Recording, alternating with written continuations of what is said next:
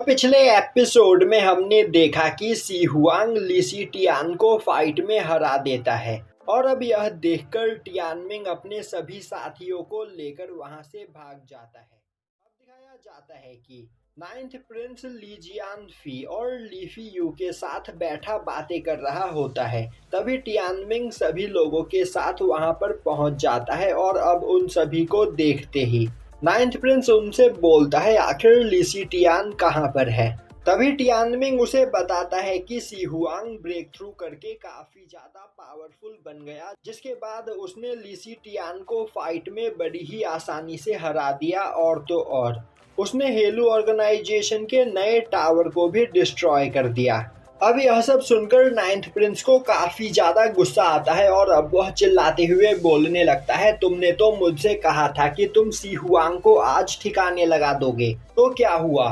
सी Huang के सामने जाते ही तुम्हारी हवा निकल गई। और प्रिंसिपल सू से हारने के बाद जिस तरह मेरे मास्टर ने टियानबाई सिटी को छोड़ दिया था, क्या अब मुझे भी टियानबाई सिटी को छोड़कर यहाँ से जाना पड़ेगा? आखिर इतनी तेजी से सी हुआंग की पावर कैसे बढ़ती चली जा रही है और क्या मैं अब भी यहाँ पर सी हुआंग को हराने के बारे में सोच सकता हूँ? तो क्या यहाँ पर ऐसा कोई भी पर्सन नहीं है जो सी हुआंग को मार सके? और अब वह टियानमिंग पर चिल्लाते हुए बोलता है, अगर तुम सी हुआंग को नहीं मार सकते तो आखिर अपना हारा हुआ चेहरा लेकर मेरे सामने क्यों आए हो? टियानमिंग बोलता है, आपको इतना परेशान होने की कोई जरूरत नहीं। मैं अपने हेलू ऑर्गेनाइजेशन में अभी मैसेज भेजता हूँ और थोड़ी ही देर में वहाँ के सबसे पावरफुल लोग इस जगह पर पहुँच जाएंगे, तो आप पहले थोड़ा शांत होइए। नाइन्थ प्रिंस बोलता है, आखिर यह सब होने में कितना टाइम लगेगा और आखिर तुम्हारा हेलू ऑर्गेनाइजेशन इस जगह से कितना दूर है? मुझे इस बारे में भी कुछ नहीं पता, तो इसकी क्या गारंटी है कि तुम्हारे बुलाए गए लोगों को यहाँ पर आने में 1 महीने से ज्यादा का टाइम नहीं लगेगा।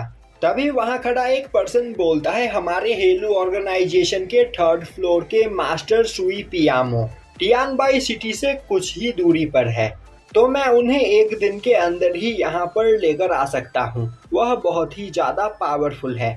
तभी टियानमिंग बोलता है, हमारे एक मेथड से तुम भी यहाँ पर ब्रेक थ्रू करके पावरफुल बन सकते हो। वहीं पर बैठा एक पर्सन यह सब कुछ सुन रहा होता है। अब दिखाया जाता है कि सी हुआंग प्रिंसिपल सू के साथ वापस से एकेडमी में लौटता है, जहाँ पर सभी स्टूडेंट्स उसे देखते ही चीयर करने लगते हैं। और अब एक पर्सन सी हुआंग के पास आते हुए बोलता है, ब्रदर तुमने यहाँ पर ब्रेक थ्रू करने के बाद लीसी टियान को फाइट में हराया, जो कि बहुत ही ज्यादा पावरफुल था। तुम सच में कमाल के हो। तभी दूसरा पर्सन बोलता है, टियानबाई एकेडमी के इतिहास में ऐसा कारनामा पहली बार। अभी पहला पर्सन बोलता है, ब्रदर सी हुआंग तुम्हें दोबारा से जाकर टियानजाओ असाइनमेंट टेस्ट देना चाहिए। ब्रेक थ्रू करने के बाद तुम्हारी पावर बढ़ चुकी है, जिस वजह से तुम टियानजाओ असाइनमेंट टेस्ट के 4th लेवल को भी पार कर लोगे और प्राइड ऑफ अंपायर बन जाओगे। तभी दूसरा पर्सन बोलता है, यह बातें बाद में भी होती रहेगी। ब्रदर सी हुआंग ने यहाँ पर एक कारनामा करके दिखाया है, साथ ही साथ वह ब्रेक थ्रू करके काफी ज्यादा पावरफुल बन चुके हैं, तो हमें यह सेलिब्रेट करना चाहिए। अब यह सुनते ही प्रिंसिपल सू टीचर्स को वहां पर एक पार्टी ऑर्गेनाइज करने के लिए हैं। अब सभी लोग उस पार्टी में एंजॉय करते हैं और खा पी कर बेहोश हो जाते हैं। दूसरी ओर हमें यूचैन को दिखाया जाता है, जो अपने फादर को लेटर लिखते हुए बोल रही होती है कि वह टियानबाई एकेडमी में आकर बहुत ही ज्यादा खुश है। अब हमें अगले दिन प्रिंसिपल सू और सी हुआंग को दिखाया जाता है। वहीं पर प्रिंसिपल सू सी हुआंग को लेकर एक जगह की ओर जा रहे होते हैं और अब वह सी हुआंग को लेकर एक सीक्रेट प्लेस में आते हैं, जहां पर टियानबाई एकेडमी की पहली प्रिंसिपल लू लिंगसी मौजूद होती है। अब उसे देखते ही सी हुआंग हो जाता है और अब वह सोचने लगता है, आखिर लेजेंडरी लू लिंसी यहाँ पर क्या कर रही है और आखिर वह यहाँ पर चेन्स में क्यों बंधी हुई है और आखिर प्रिंसिपल सू मुझे यहाँ पर क्यों लेकर आए हैं। तभी लू लिंगसी बोलती है, सी हुआंग मैंने तुम्हारे बारे में यहाँ पर काफी तारीफें सुनी हैं और तुम यहाँ पर मुझे देखकर काफी ज्यादा हैरान लग रहे हो। तुम्हें डरने की कोई जरूरत नहीं। मैंने यहाँ पर खुद को इन चेनों से और तुम ही वह पर्सन हो जो मुझे इन चेन से आजाद करवा सकते हो।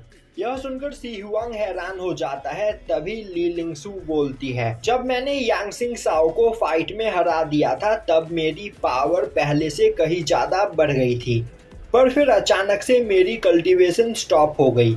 इसीलिए मैं अपनी कल्टीवेशन को आगे बढ़ाने के लिए बीमू माउंटेन में कल्टीवेट करने के लिए गई, जहां पर मेरा सामना एक फायर पॉइजन ड्रैगन से हुआ। वह ड्रैगन बहुत पावरफुल था, पर मैंने जैसे तैसे करके उस ड्रैगन को हरा ही दिया।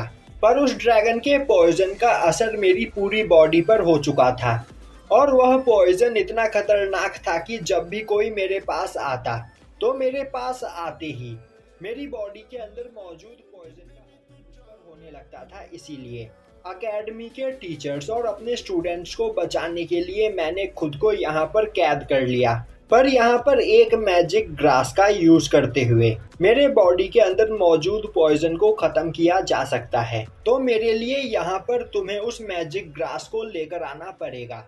मैं अपनी जगह से हिल नहीं, और इस काम के लिए कोई पावरफुल पर्सन चाहिए, क्योंकि उस मैजिक ग्रास के आसपास 4-5 पावरफुल डीमंस मौजूद है जिन्हें कोई पावरफुल पर्सन ही हरा सकता है।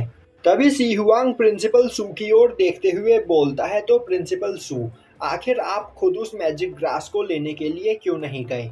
प्रिंसिपल सू बोलते हैं, वह magic grass demon suppressing well के अंदर मौजूद है, और जब भी कोई पर्सन उस वेल के अंदर जाता है वहां मौजूद सभी डीमंस और मॉन्स्टर्स नींद से जग जाते हैं और उस वेल से बाहर आने लगते हैं, जिस वजह से हमारे टियानबाई सिटी के लोगों को खतरा हो सकता है। इसीलिए उन सभी लोगों को बचाने के लिए मेरा सिटी में रहना जरूरी है।